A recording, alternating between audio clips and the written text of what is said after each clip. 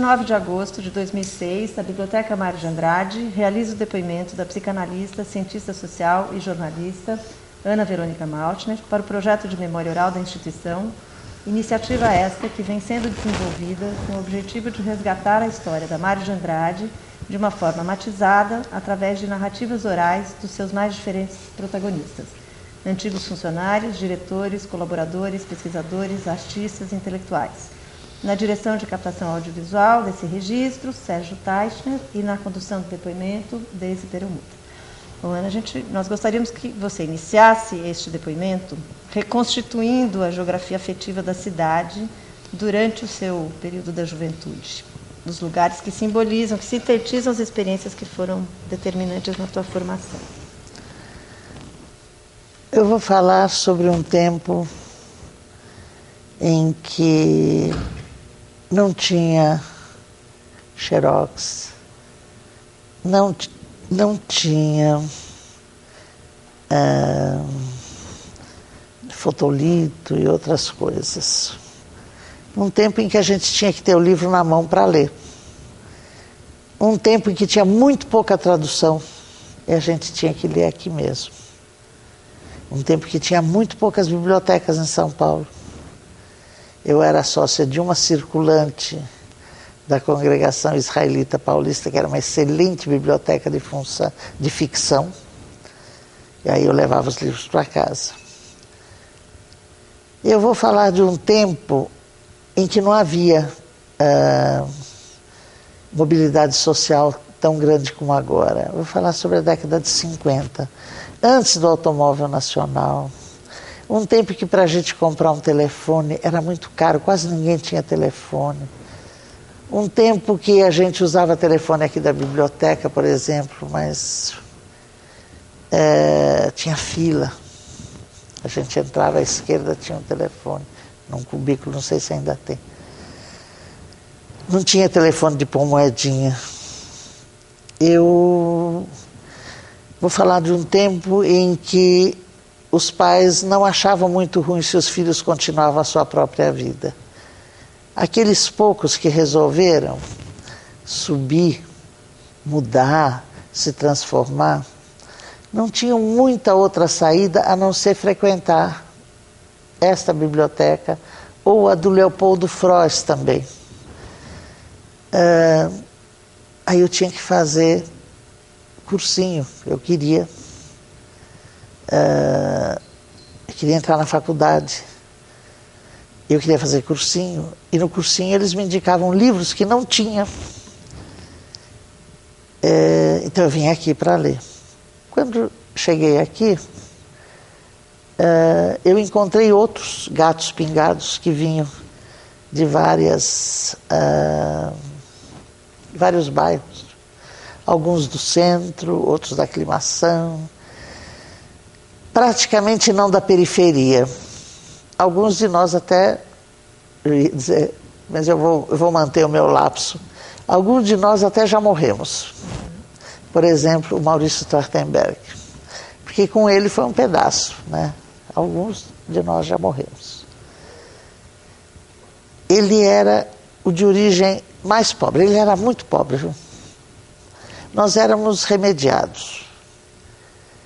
E nós nos encontrávamos em volta da estátua. Nós nos encontrávamos lendo, nós nos encontrávamos nos bares aqui da Redondeza, ninguém tinha muito dinheiro. E alguns éramos todos de esquerda. Ainda era antes de a gente entrar em partido. Depois cada um foi para um partido, sabe? E tudo de esquerda. Mas nem passava pela cabeça qualquer outra coisa.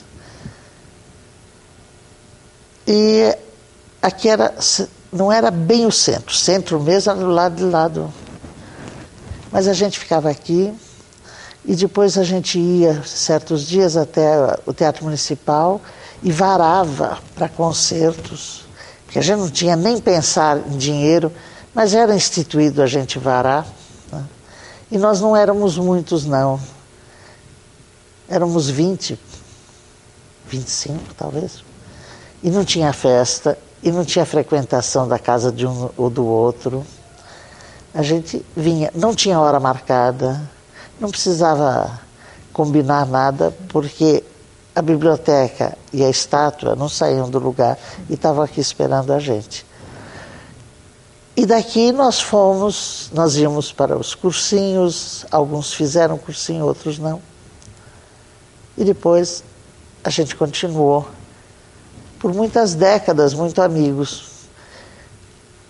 A minha geração encontrou a geração anterior e a posterior, até que depois tudo mudou. E aí as pessoas começaram a poder comprar livros, porque eu quero colocar bem na história, o começo da faculdade de filosofia ou das faculdades em geral eram de ricos. A minha geração, talvez um pouquinho antes, talvez um pouco depois, foi a grande ruptura. Nós rompemos com a nossa classe socioeconômica. Antes eram os ricos, né? Era Antônio Cândido, era, enfim, Sérgio Milliet, eram ricos.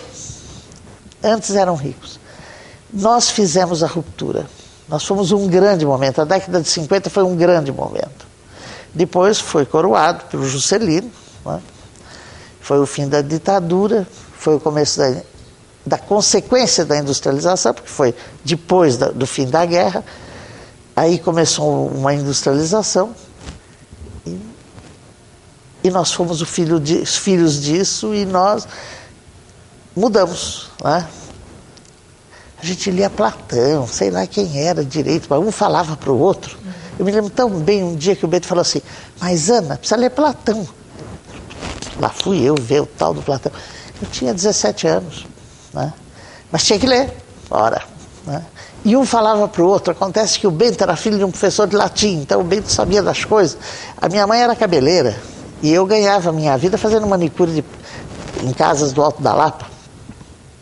Depois eu larguei, né? Fui trabalhar no cursinho do Mackenzie, virei secretária de cursinho, já era uma tremenda promoção. Se bem que eu gostava muito de fazer manicure, até hoje eu gosto. Era esse o momento. Nós fomos uma das primeiras gerações que saiu do bairro e... Não é que todo mundo saiu do bairro, nós saímos do bairro e chegamos à inteligência. E como é que você chegou? A biblioteca, alguém... Foi alguma referência de algum professor da escola? Professor do cursinho que disse, você precisa ler isso, onde é que eu vou arranjar isso? Lá na biblioteca, menina, Maria da Penha Villa-Lobos, por exemplo. Essa eu lembro bem, professora do cursinho. Porque o Mackenzie, onde eu estudei, tinha biblioteca. Então era isso. E a tua chegada aqui, você consegue reconstituir? Porque também foram tantas experiências que você viveu, não sei se você conseguiria, nessa altura, lembrar o impacto dessa experiência primordial. Ela não era uma experiência traumática que eu possa lembrar o nome. Uhum. Eu nem me lembro se foi difícil entender o processo de escolha de fichas, ia para a sala, entregava, aí demorava, aí vinha o livro. Não, eu não me lembro se isso foi traumático ou não, mas foi muito fácil os semelhantes se atraírem. E era um momento em que este lugar era muito importante. A Cinemateca era na Rua 7 de Abril, onde eram os diários associados. E nós íamos na Cinemateca. O barzinho do museu, onde intelectuais mais velhos estavam lá, aquilo era o máximo, né? O Teatro Municipal, a biblioteca, o barzinho, a Cinemateca, era o que mais eu podia querer da vida. Eu era feliz. A cidade me dava alimento.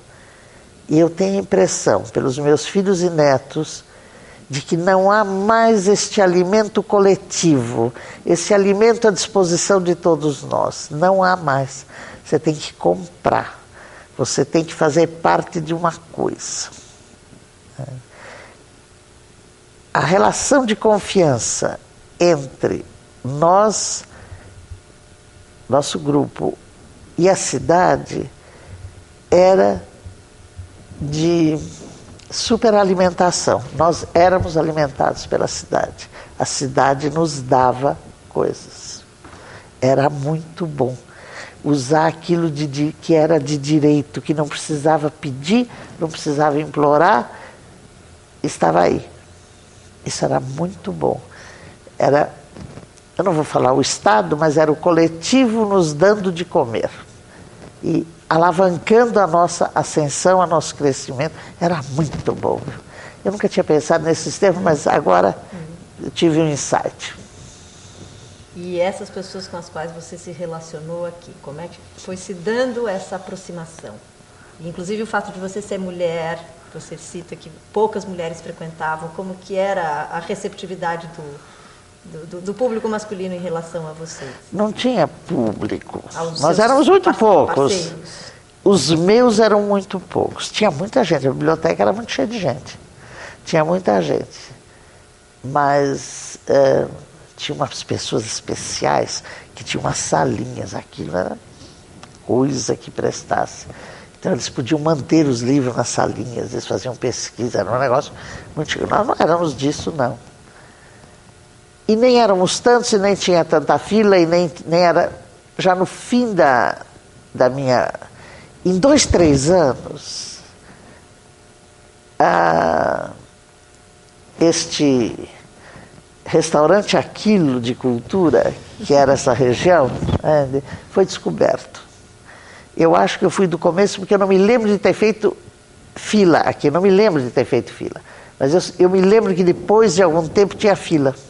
Abria às 10 da manhã e 10 da manhã tinha fila. Mas eu não lembro de ter feito fila. Então, houve um upgrade, houve um salto. De repente, nós descobrimos que tinha faculdade de filosofia, que tinha sociologia e política,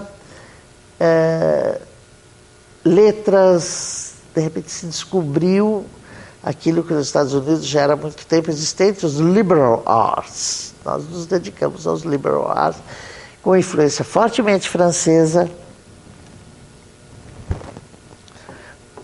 Eu lembro do primeiro dia de aula na faculdade, Maria Isaura Pereira de Queiroz entra numa salinha e, com a maior naturalidade, ela põe o nome de 3 livros em francês. Ora, você não sabia francês, era um problema seu. Montesquieu, Condorcet e Descartes. Tal e tal capítulo. E quem sabia francês ensinava, ajudava a traduzir. Em 6 meses nós éramos rainhas do francês, rainhas do inglês, não tinha problema. E a tua escolha pela filosofia se atribui... Não, eu não fiz a filosofia, eu fiz ciências sociais. Pela faculdade de filosofia. A minha escolha é mais complicada. Eu entrei no cursinho para pedagogia, porque eu achava que eu ia trabalhar em presídio para salvar os pobres. E aí a Maria da Penha disse que eu era boa demais para fazer pedagogia e me disse, vá fazer ou filosofia ou ciências sociais. Filosofia me parecia um pouco abstrata, então eu fui para ciências sociais. Foi mais ou menos assim, e tinha uma grande vantagem em ciências sociais, que não tinha matemática no vestibular. Isso é uma qualidade fantástica. Então, lá fui eu. E no período que você se manteve cursando as ciências sociais, você continuou tendo essa regularidade aqui na biblioteca? Eu mudei um pouco daqui para a Biblioteca da Economia, que era mais perto lá das ciências sociais. A Maria Antônia, esquina da Vila Nova, na Vila Nova tinha a Biblioteca de Ciências Sociais, da Economia, que era muito boa, e aí eu fui me afastando. E esse Mas grupo você é um pertencer, entendeu? Quer dizer, a turma da biblioteca é a minha semente inicial. Foi aqui que eu aportei para a vida adulta. Você fala uma coisa muito bonita em uma das suas crônicas, que esse era um espaço, era como se fosse uma espécie de rito de passagem, que você acabou de falar, que você sai do universo doméstico, dos valores domésticos, da casa, da sua família, e entra na vida citadina. E que a biblioteca teve um pouco essa função de Não. Não, então vamos lá. Não. Eu saí do Universo entrando no movimento sionista socialista em 1948. Chamava-se DROR, depois mudou de nome para Rabonim, sei lá o quê, que era de um partido de Israel, e foi a minha saída foi pelo DROR. Eu não fui para Israel, mas a minha saída foi pelo DROR, onde eu encontrei outros que frequentavam aqui, o Gabriel Bolaf, o Wolf Steinbaum, a Sônia, lembrei de mais uma mulher, a Sônia Azambuja, que até casou com o Wolf. E nós todos, um era da Vila Mariana, a Silvia Lezer, o Wilcon, esse acho que é outro que nós morremos, acho. Né? Acho que é o Wilcon Pereira. Éramos nós.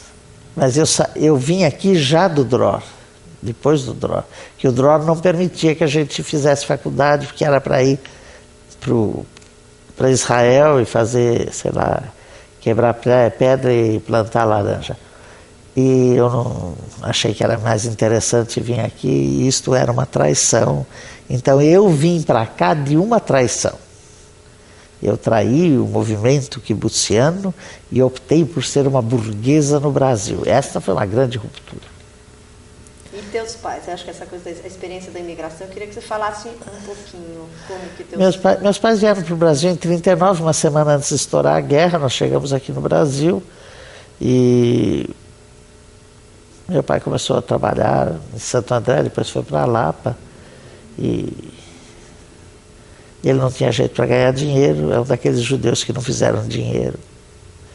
Eu também sou uma judia que não faço dinheiro, então estamos aí. Mas ascendeu culturalmente. Culturalmente eu acho que eu andei 2 ou 3 degraus, tem quem andou muito mais, mas eu não tenho muita paciência. Eu gosto mesmo do meu ofício. Mas essa questão da pertinência, assim, o fato de ser... Eu queria que você falasse, era na verdade uma pergunta para o final, mas acho que você introduziu isso sobre a experiência do desenraizamento, se isso foi uma questão importante para você, se comprometer cada vez mais com as questões brasileiras, se está cada vez mais engajado. Olha, eu sou filha de mãe comunista e pai comunista.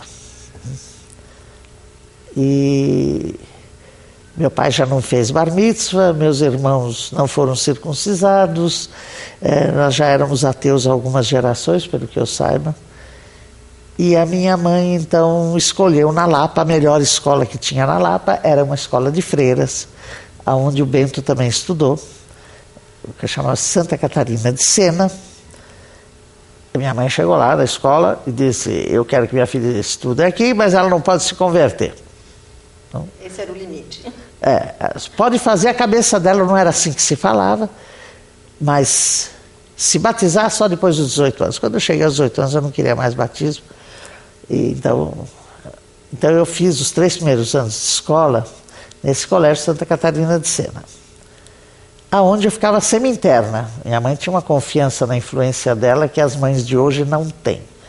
Ela tinha certeza de que a filha dela não ia ser uma beata. E lá fiquei eu no colégio o dia inteiro.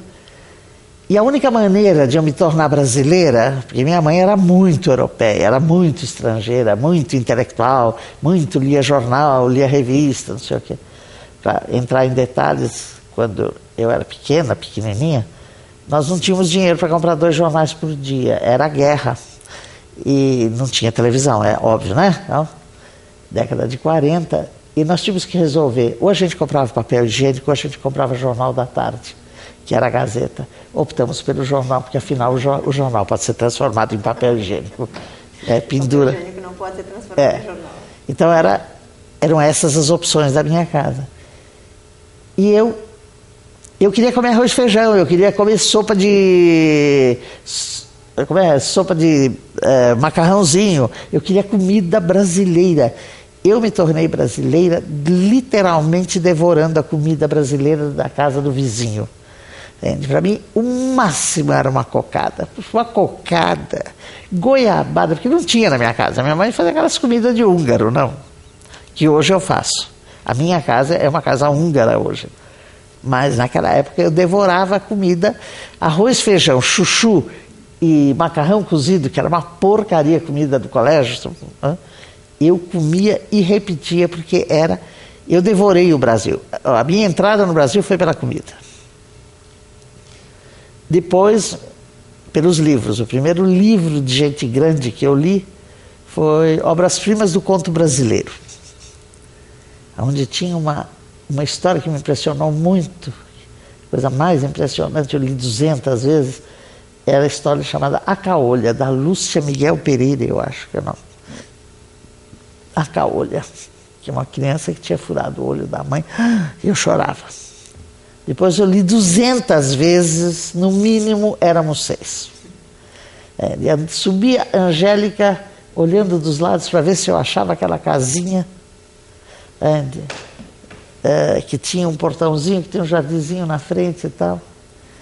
Eu me tornei brasileira pelos livros e pela comida. E a minha mãe nunca se tornou brasileira, coitada, nem meu pai.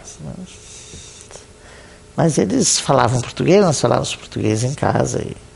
E o húngaro, a língua, você manteve? Eu reaprendi aos 11 anos, quando 11 anos, era 1946, começaram a chegar os refugiados da guerra. E aí eu achei que eu queria falar húngaro, porque eu queria falar com eles. E aí eu reaprendi. Quer dizer, eu sabia, eu entendia, mas eu não falava. Aí eu reaprendi. Você fala acho que um aspecto muito interessante da tua vivência na Lapa, que é a questão da diversidade, que você já experimentou desde quando você chegou no Brasil, que você não viveu circunscrita dentro de uma colônia. Bom, era assim, eu era excluída de todas. Eu não era brasileira e nem era judia, porque como meus pais não falavam ídis, os outros judeus diziam, porcaria. Não é judeu, húngaro não é judeu. E nós não éramos mesmo, porque na história da minha vida eu fui 2 vezes em sinagoga que não seja casamento ou coisa assim. Eu só fui 2 vezes. Uma vez em setembro de 1945, agradecer que a guerra acabou. Isso por orientação dos teus pais? Não, fomos juntos. Foi a única vez que meus pais fecharam a loja em Yom Kippur, porque acabou a guerra. E depois agora, com o Jorge Malta, que eu fui numa sinagoga. No Rio. Numa festa de Shabbat. Não é festa, é cerimônia de Shabbat, que eu nunca tinha ido. Eu sou judia, eu não deixo de ser nunca, eu não gosto de gente convertida. Pode casar, miscigenação todas. Mas negócio de jogar água na cabeça, se bem que minha mãe dizia, mas não fala essas bobagens, a água seca. Minha mãe achava que a água secava. Circuncisão nunca, porque isto é uma marca que se o indivíduo quiser, ele que faça mais tarde. Você não impõe uma coisa dessa, falando as palavras da minha mãe. Ela não circuncisou os 2 filhos dela, eu não tive filho homem, então não tive esse problema. A minha filha ficou muito brava comigo, porque quando nasceu meu neto, ela perguntou, mãe, você quer que circuncise? Eu disse, mas você está ficando louca? Qual é? Anos depois ela disse, você não entende nada de gente, você pensa que você entende? Eu queria que você dissesse sim para eu poder fazer. Mas eu não disse sim e o meu neto não é circuncidado. Mas eu entrei para o Brasil pela porta da literatura e pela porta da cozinha. Pela comida. E aqui, assim, basicamente você leu, assim, as tuas leituras eram... Está um pouco comprido, não é o que eu estou falando? Tudo é muito comprido. Tudo muito bom. Vamos continuar. Tudo muito bom e vamos te tirar hoje da sua rotina. Ela vai minha novela Sim a Moça, né? Que eu sou noveleira, né? Eu, desde setembro de 1946, quando pela primeira vez os meus pais tiveram dinheiro para comprar um rádio, eu ouço novelas. E depois, quando eu fiquei rica, comprei uma televisão, passo a ver novelas. Eu sou noveleira. É um jeito de entrar no Brasil também. Então, e aí você, enfim, teve uma passagem, você saiu daqui de São Paulo e foi morar no Rio. E eu queria que você falasse um pouquinho dessa tua experiência no Rio, e até inclusive... Eu estava tão feliz aqui. Diferenças e semelhanças entre as duas cidades, que afinal são tão próximas e tão distantes. Eu era tão feliz na biblioteca, na faculdade, no movimento, como é que era o nome? Juventude Socialista, nós éramos... A turma daqui virou trotskista. Paulo Singer frequentou muito aqui. Juventude Socialista, tal, nós éramos muito... Mas o Paulo eu conheci no DROR.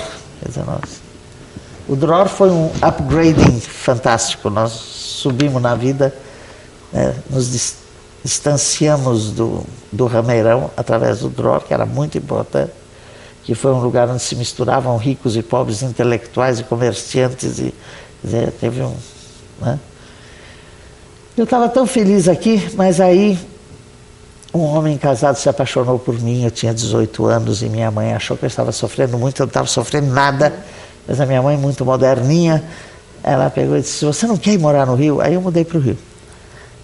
Mas foi ideia da Dona Rosa. Esse negócio de comunista não dá boa mãe. E muito ousada essa mãe. Muito ousada. Aí fui para o Rio, pedi transferência, fui para a Universidade do Brasil, na época era a Universidade do Brasil.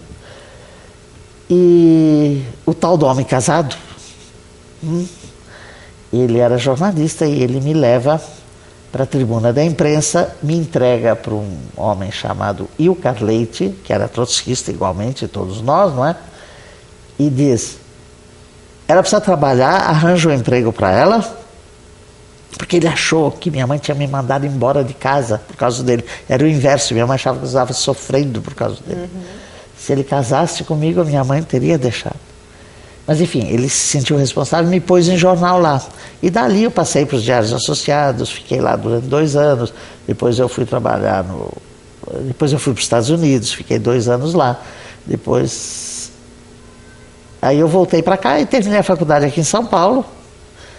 E aí eu fui trabalhar no Departamento de Psicologia Social junto com a Ecléia. Aí nós entramos juntos. Fiquei lá uns 15 anos, mas não gosto de reunião, não gosto de instituição, não gosto de organização e tal. E aí eu fui indo para psicoterapia, para atendimento.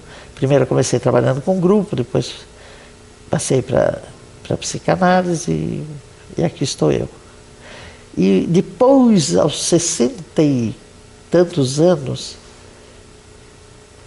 alguém me chamou, não me lembro, me chamaram para escrever lá no Equilíbrio, e aí eu voltei a escrever, coisa que eu não fazia, porque eu larguei, eu escrevo religiosamente 1 ou 2 artigos desses científicos, patchwork de citação alheia, que eu acho uma coisa horrorosa, porque na medida em que tem livro disponível, xerox e cópias, etc., não tem por que você ficar citando, mas tudo bem. Só que eu faço meus artigos científicos só para não dizerem que eu não... que eu estou afastada, ou sou diletante, eu faço só que eu não ponho bibliografia, eu ponho inspirada em. E aí eu comecei a escrever, voltei a escrever, aí o primeiro, esse é o segundo livrinho, a primeira compilação foi da editora Escuta, chama Crônicas Científicas. Tivemos acesso. E acabou. E agora eu estou escrevendo a minha experiência do Rio de Janeiro. Que foram quanto? 2 anos e meio, é isso? Aí, que foi uma reentrada no universo brasileiro, porque Rio de Janeiro, 1956, 57, Juscelino, nós todos tínhamos uma fé infinita no país, tínhamos certeza de que seríamos todos felizes. Não tinha essa coisa, não era específico, o clima não era assim, seremos grandes cientistas, seremos grandes isso aqui, seremos todos felizes, era uma certeza absoluta nossa. E aí faziam Brasília e a gente achava que aquilo era uma loucura, que tinha corrupção, tinha não sei o quê, papapá. Mas todos nós batemos palma depois. E aí o Brasil foi mudando. Aí virou esta... esse momento da desesperança, do desamparo, a desesperança mesmo, que nós estamos vivendo agora. Eu preferia não estar vivendo agora. E Ana, quando você voltou para São Paulo, você acha que a cidade, porque você reconstitui, enfim, nas suas crônicas, uma cidade com uma delicadeza, que tinha uma delicadeza que a gente não consegue identificar mais, seja através dos itinerários olfativos que você faz, itinerários de sons. Eu queria que você falasse um pouco quando que você começa a sentir que essa cidade, que ainda permitia essas fruições, começa a se esgarçar. Mas São Paulo é assim ainda. Você consegue ver? Você vê isso? Eu moro na Rua Tupi. A Rua Tupi, de um lado, são prédios de 4 dormitórios, 5 suítes, não sei o que, papapá. E do outro lado, graças ao Senhor, por proibir de construir prédios. Então é uma zona de transição. As pessoas vão morar onde elas querem. Existe, tem Barra Funda é logo ali. Santa Cecília é maravilhoso. O Bexiga está um pouco barulhento, mas Santa Cecília está maravilhoso. Você tem a Rua Canuto Doval com aqueles restaurantes daquela mulher estranha, que é filha do Nelson Gonçalves e... Como é que é o nome dela? Bom, esqueci o nome dela, mas enfim, no Frango com Tudo. Tem frango melhor do que o Frango com Tudo, da Rua Canuto Doval, Rua Jaguaribe. A Rua Jaguaribe continua sendo Rua Jaguaribe, não mudou muito. As pessoas vão morar onde elas querem. Quem vai morar no Morumbi merece o Morumbi. Ele merece atravessar aquelas pontes. Eu acho que não se queixem para mim. Cliente meu que vem de lá diz assim, a escolha é sua. Nós temos bairros ótimos ainda. Aquela parte de baixo do Bom Retiro ainda é maravilhoso. O lado de lá, atrás do Museu de Arte Sacra, não sei o quê, coisa louca. Atrás da igreja de São Geraldo, ali das Perdizes, Rua Margarida. Que é isso, menina? São Paulo está aí. Continua tendo cheiros, tendo gente na rua. Eu conheço meus vizinhos, conheço o porteiro. Que é isso, tudo é atitude da gente. Os alienados serão sempre alienados. Não, São Paulo ainda é São Paulo, sim. Muito São Paulo. De manhã tem criança na rua, depois tem os velhos, e no fim da tarde os trabalhadores, né, os que trabalham fora voltam, e os velhos se recolhem. Esse movimento continua existindo como sempre existiu. Claro que a Rua Trindade, onde eu morava, mudou. Bom, né? Mas tem Rua Tupi, tem Rua Jaguaribe, Martim Francisco. Né? Eita, que é isso? Baronesa de Itu. Bobagem, não mudou nada. Depende do teu olho. Nem aqui não mudou. Eu só não vi ninguém em volta da estátua, que a gente segurava a estátua. Nem tanta gente fazendo fila lá embaixo. Nem tanta gente fazendo fila. Mas eu quero que as bibliotecas daqui que não seja o dinheiro o salto, que não se dê salto, que não seja alavancado só por dinheiro, né? Que a convivência alavanque as coisas. E não adianta show, pessoal, não adianta. Eu fui essa semana num show de rock. Credo. Sabe? O show de rock é a solidão parada, porque não está em marcha. Tem o Deus no palco e todo mundo olhando para ele. Ninguém fala com o vizinho e fica fazendo movimentos religiosos, né? Assim, é igualzinho, não sei o quê, essas igrejas evangélicas, bom, e católica também, né? Que entra pela mão a bênção, não sei o quê. Ai, fiquei olhando em volta. E mas que solidão. Entram em grupo, se isolam lá dentro e saem em grupo e não falam sobre o show quase, que eu prestei atenção. Eu fui porque minha filha queria ir, minha neta queria ir, eu quis ver como é que era. Já é o segundo que eu fui, também é o último. Mas não é o show, infelizmente não é a balada, não é a academia, porque na academia, se vocês só prestarem atenção, porque eu fui lá ver, eu não frequento, claro. as pessoas não se falam. Eu tenho 40 anos de janela no meu consultório, eu nunca ouvi falar de turma que tenha sido formada dentro de alguma academia. Na academia fica eu com meu umbigo diante do espelho. É um horror, mas tudo bem? Eu queria que a biblioteca, o livro, propiciasse a revista, o jornal, agora que nós voltamos a ser pobre. Porque quando você tem, desculpa, parênteses, quando você tem dinheiro para comprar todas as revistas, todos os livros, todos os jornais, aí não precisa de biblioteca, não precisa de espaço público. Mas nós estamos voltando a ser pobres. A classe média está voltando a ser pobre. Não fala em outra coisa a não ser em falta de dinheiro. Então, se você puder ler uma revista ao lado de alguém que também está lendo essa revista, e você pode trocar ideia no bar, no café, é uma maravilha. Isso tem que ser feito em torno, eu não sei, eu não sou urbanista, não sou arquiteta para saber como, mas isso tem que ser feito assim como éramos nós aqui. Era daqui até o clubinho, até o cinema, até o municipal, até o paribar, de noite era o paribar, e a gente ficava aqui e aprendia um do outro. Eu aprendi muito dos colegas. Sou capaz de dizer o que eu aprendi. Eles é que me disseram com o que eu tinha que ler. E era com eles que eu conversava. Era aqui, era no Grêmio da faculdade. Agora, eu tenho uma neta na faculdade, coitada. Ela disse, mas vó, você quer que eu vou no centro acadêmico? No centro acadêmico? Mas lá, na PUC, lá só se puxa fumo e se bebe.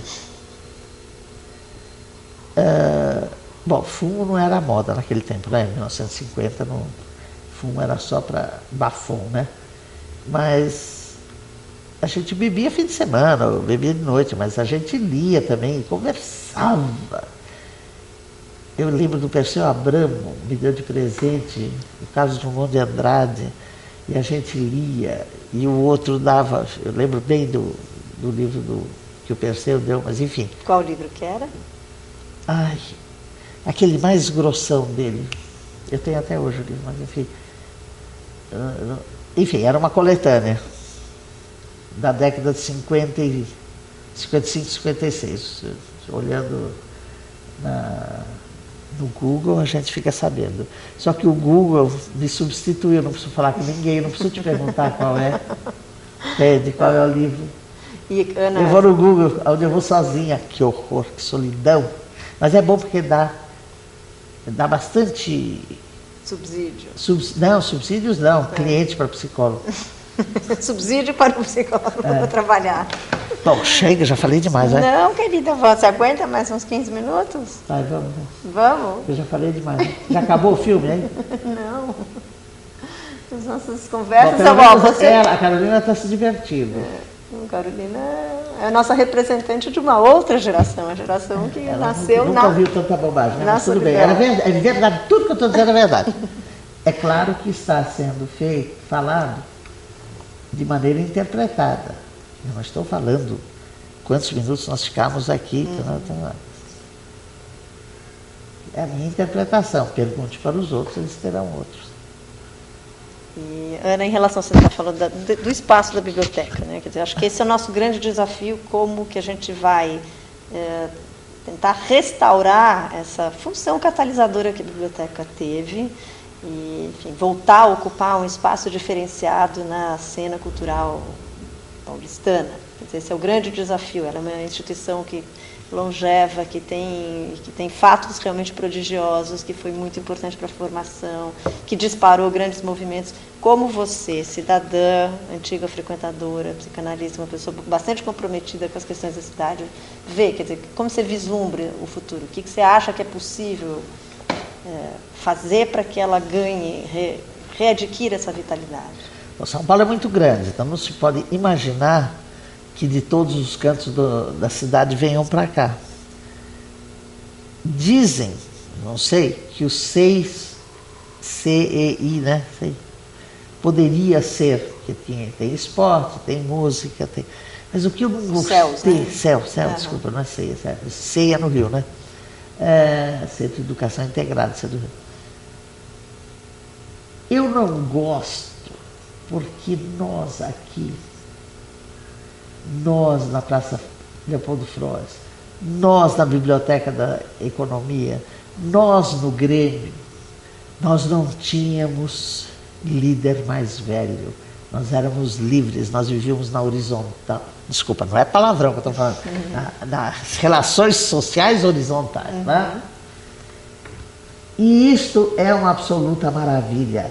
Então, quando chega no céu e tem nada contra nenhum professor, tem um professor de não sei o quê, tem orientador de não sei o que lá, tem treinador de não sei o que. Ah, não, aí não, negativo. Porque esses professores, treinadores, etc., eles podem ser absolutamente maravilhosos. Eles podem ser dedicados, eles podem dar a alma, mas eles vêm com uma ideologia de uma outra geração, em vez de deixar, como nós aqui, nós fomos absolutamente livres. Se havia uma coisa que havia aqui e lá, era liberdade. E isto no céu não tem. Sabe onde tem? No clube. Mas aqui clube é para menos 2% da população, não é 0,2%, é menos, né? Porque no clube você entra, fica o tempo que você quiser, aí joga um pouco de xadrez, aí vai para não sei aonde, aí vira para lá, aí, não, tá na hora de eu jogar tênis, não, aí isso aqui. Agora, num lugar em que você vai, tem um lugar aonde eu considero um deus, o Miranda, tem o Sesc. O Sesc é tudo.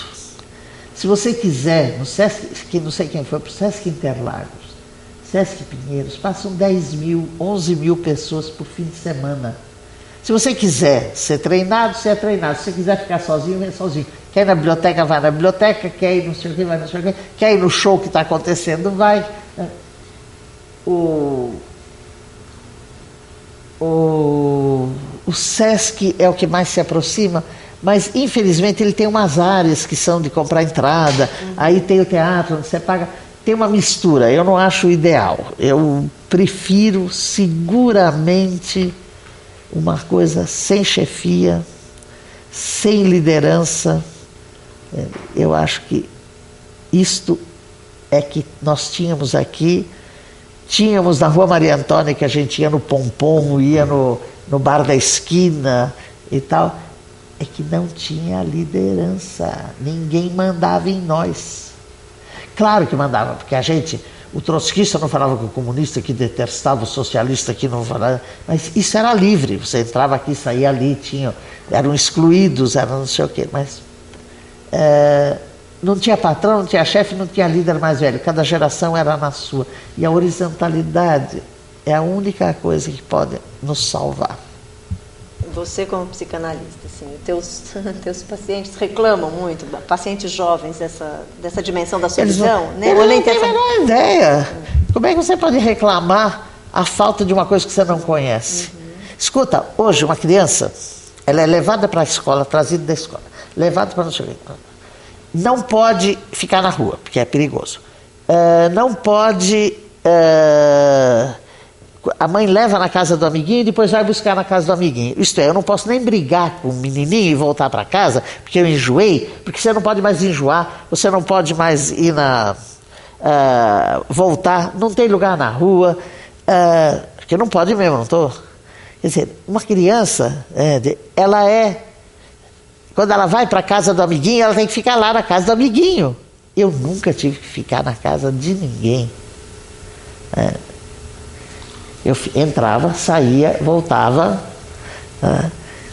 E fora os ricos, quer dizer, claro que no Jardim não sei o que, no Sumaré era diferente. Eu estou falando dos bairros, eu não estou falando de periferia. Porque, veja, São Paulo é assim, tinha o centro, depois tinha os bairros de rico, depois tinha os bairros. Santana, Lapa, Pompeia, Brás, Moca, primeiro cinturão. E depois tinha o Moinho Velho, Pirituba, Cachoeirinha, Santa Terezinha, depois tinha, né? Eu não estou falando nem da periferia, onde isso era óbvio que era assim mesmo, estou falando dos bairros. Os ricos, coitados, sempre foram escravos da necessidade de proteção. Então, nós, nos bairros, a gente tinha muita liberdade. Na periferia aqui, também. Ana, no fim, você cita que foi uma experiência interessante de miscigenação de classes. Quer dizer, então, também tinha os representantes desta... Os ricos não eram tão ricos. Os ricos não eram tão ricos. Mas você, por exemplo, chegou a frequentar a casa de gente colegas mais bem... aqui, que eram... Olha, a Etty Fraser era minha colega... Não, a Etty não, a Vivian, a irmã dela. O pai dela era presidente da Imperial, DuPont Imperial, qualquer coisa, uma coisa de rico aí. Bom, eu não percebia a diferença, porque não era importante. Ela não tinha muito mais coisas do que eu. Até porque não tinha livro para comprar, não tinha disco para comprar, não tinha... E você deixou de frequentar no momento em que você pôde ter acesso? Você deixou de ter experiências coletivas? Sim, senhora, como todo mundo. Como todo mundo. Mas você consegue driblar essa sensação de solipsismo, assim? Como que você faz para manter, num certo sentido? Não tem. Eu só tenho saudade. Tenho saudade e sinto muito que os jovens são obrigados a estar sempre vigiados, liderados, ensinados, treinados. Ai, chatos. Coitados. Então, Carolina me lembrou, ela entrou no site da experiência lá do Lumiar, e aí queria que você falasse um pouco. Você faz parte do... Não, eu não quero falar sobre o Lumiar. Não? Eu decididamente não quero, porque eu sou preconceituosa. Em que sentido? Qual que é a experiência? Porque, da onde é que vocês tiraram essa? A gente, enfim, fazendo a pesquisa aí, que você teve alguma participação. É uma coisa... conselho, qualquer coisa, isso aí. Eu não gosto. Quando eu era jovem e feliz, eu cheguei até a ir no Summerhill, na Inglaterra, que teve uma época, eu passei um ano na Inglaterra, em 69. Um pouco porque minha fotografia estava no Dobbs, então era bom ir embora, tal, e eu estava na faculdade, eu consegui uma bolsa, fiquei um ano lá. E fui ver Summerhill, como é que funcionava e tal. E eu tenho interesse em educação democrática, mas hoje em dia a educação democrática não é democrática. Liberdade não é você ter um adulto que deixa você fazer o que você quiser. É não ter um adulto, para começar, né? E não ter um design. Essa escola democrática tem um design. Quer dizer, é claro que a maneira que você coloca as coisas, o que você coloca, determina o que vai. Aqui não tinha nada. Eu é que vim aqui e eu gostava da biblioteca tal, e o outro gostava de livro raro, e o terceiro ia ler jornal. Sabe? Era livre. É claro que aqui também tinha um design, mas alguns iam ao clubinho, outros não iam. O Museu de Arte Moderna era também aqui na 7 de abril. Sabe? A gente ia e voltava livremente, tinha escolha, não era um design, era uma localização. A escola hoje em dia, assim, você pode vir aqui quando você quiser para a aula está lá. Mas é só aquela aula, não tem outra. Não, eu não gosto do modelinho democrático que eu conheci aqui. Em Summerhill era um pouco melhor, mas tinha o velho... Como é que era o nome dele? Esqueci. Enfim. Tinha um senhor que acreditava muito naquilo, e aquilo até acabou depois da morte dele. Olha, liberdade é uma coisa muito complicada, mas está difícil hoje em dia você viver sem supervisão. E a supervisão vem de antes e de depois. E no durante. E eu não aguento adulto ensinando a criança o que tem que ser. Ai, chato. E a literatura? Agora voltando um pouco a essa coisa, por exemplo, formação de aquele leitor. moço não foi embora, ele me odeia. Para que ele veio aqui se ele não quer me ouvir? Mas que cada coisa esquisita, você vê? Cada coisa esquisita que tem no mundo. Pois é. Esses programas de formação de novos leitores, enfim, que o quadro, a estatística de leitores no Brasil, enfim, é muito ainda muito infame. Então, eu gostaria de saber o que você acha desses programas, se você acompanha, você acha que eles têm uma eficácia? O quê? Qual o programa? De fomento de novos as novas bibliotecas, centenas e milhares de novas bibliotecas no estado de São Paulo, que quando eu perguntei para um senhor assistente de secretário, eu disse, e quais são os livros que são mais tirados? Porque você abre uma biblioteca em Xiririca atrás dos montes, e você gostaria de saber o que o pessoal gosta de tirar, não? Para que quando você fizer no outro lugar a biblioteca, você põe aquele tipo de livro. Nunca foi feito esse levantamento. E a biblioteca não tem bibliotecário, então fecha a biblioteca, porque senão roubam, e acabou. Mas foi muito bom para a campanha eleitoral. Não, desculpa. Não. Mas você acha que as bibliotecas elas poderiam participar desse processo, assim, de sensibilização em relação ou não? Isso acompanhando um pouco a infelizmente, eu não sei, mas eu gostaria muito que meus netos pudessem encontrar seus semelhantes que escolheram os semelhantes, e ser feliz, e crescer, e poder ser pobre de novo. Pobre, eu digo assim, sabe, eu passo 24 horas por dia, se eu trabalhar 24, eu trabalho 10, 24 horas por dia ou 10 horas por dia, ajudando as pessoas a fazer orçamento.